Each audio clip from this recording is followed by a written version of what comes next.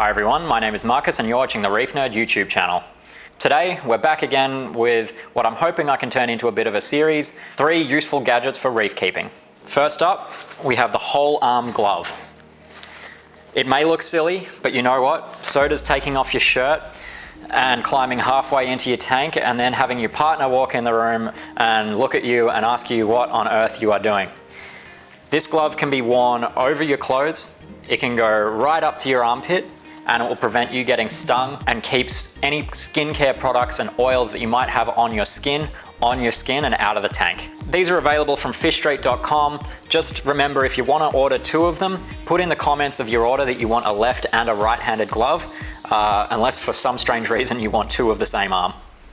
Next up, we have the Arlec Smart Powerboard. This product and others like it could be a real game changer for the reef scene. No longer is it the domain of expensive aquarium controllers like the Apex to have smart power boards as part of our aquarium setups. For less than $60, you can pick this power board up specifically from Bunnings, but there's many others like it popping up on the market on places like eBay and Amazon. All you need to do is download an app, work straight on your phone, connect it to your Wi-Fi, and you can be set up in under 10 minutes. A product like this Arlec Smart Powerboard allows you to turn on or off anything attached to it on the go, no matter where you are. You can set one-time timers and you can set schedules. For example, you could turn off your skimmer for 2 hours and have it automatically come back on after that time, which is a really useful feature and eliminates the possibility of forgetting to turn something critical on or off, like your ATO or your skimmer or any other piece of equipment.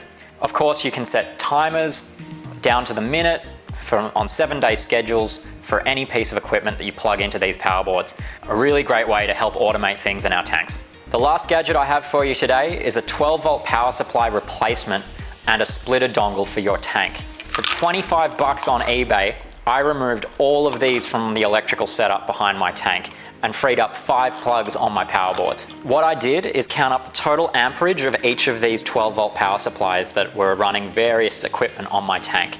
In my case, it was 6.5 amps total capacity with these power supplies.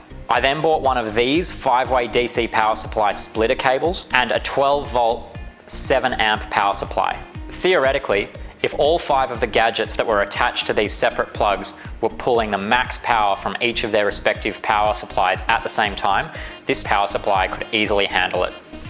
In practice, however, it's extremely unlikely, as in many cases these gadgets themselves are not capable of pulling the full rating from their respective power supply. Even if they were, they're never all going to be running at the same time. In any case, go on the side of caution and get a power supply rated higher than the total potential draw from your gadgets. And double check that they're all 12 volt. You can't mix any gadgets designed to run at different voltages from the same power supply. A word of caution, bear in mind that in doing this you are creating a single point of failure for all the devices on the splitter. If the power supply fails, they all turn off. So I would not suggest putting anything life support critical onto a single power supply like this. But for devices like ATOs, my auto water change controller, the nano power head that I have in my saltwater storage reservoir, perfectly fine, and they're non-critical if they were to go out for a day or so.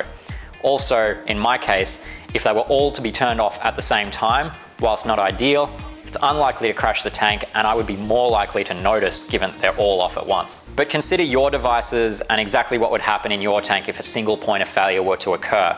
Not just in this context of replacing multiple power supplies with a single one, but all through your electrical setup in your tank. Power boards themselves, your house's circuit breakers, these can all fail, and for many of us they do represent a single point of failure in our systems. So I encourage you to always think of backups and strategies for worst case scenarios. But for me, the benefits of having all of these not critically important devices on a single power supply and removing all of that cable clutter from the back of my tank and freeing up space on my new Arlec power boards far outweighed the cons of the potential single point of failure.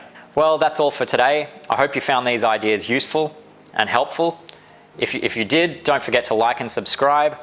I'm going to have more videos like this coming out every week. You've been watching the Reef Nerd YouTube channel.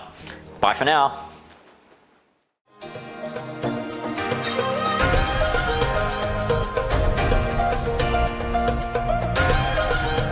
you.